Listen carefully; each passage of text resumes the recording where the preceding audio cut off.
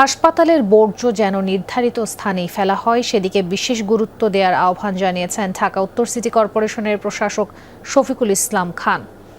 দুপুরে শেওড়াপাড়ায় green specialised হাসপাতালের উদ্বোধন অনুষ্ঠানে একথা বলেন তিনি। জানান, হাসপাতালের বর্জ্য ব্যবস্থাপনা সিটি কর্পোরেশন দায়িত্ব নয়, বরং আলাদা ব্যবস্থা রয়েছে, সেগুলো সংরক্ষণ করে নির্দিষ্ট স্থানে ফেলার অনুরোধ জানান। এ বিষয়ে কোনো ধরনের অবহেলা করা যাবে না। পাশাপাশি হাসপাতালের সামনে ময়লার বিন স্থাপনেরও অনুরোধ জানান। এলাকার মানুষের জন্য মানসম্মত নিরবিচ্ছিন্ন স্বাস্থ্যসেবা নিশ্চিত করতে হাসপাতাল কর্তৃপক্ষকে সতর্ক থাকার আহ্বান জানান তিনি। এই হসপিটালে পরীক্ষা নিরীক্ষা করার সময় অনেক ধরনের মেডিকেল ওয়েস্ট থাকবে, সেগুলো আপনারা সংরক্ষণ করবেন।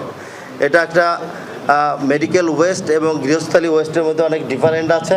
মেডিকেল যেই ওয়েস্টগুলো সেটা কিন্তু সিটি কর্পোরেশন নেয় না, এটা তো আপনারা নিশ্চয়ই জানেন। সেটার জন্য আলাদা একটা প্ল্যান্ট আছে, তারা সেটা সংগ্রহ করে।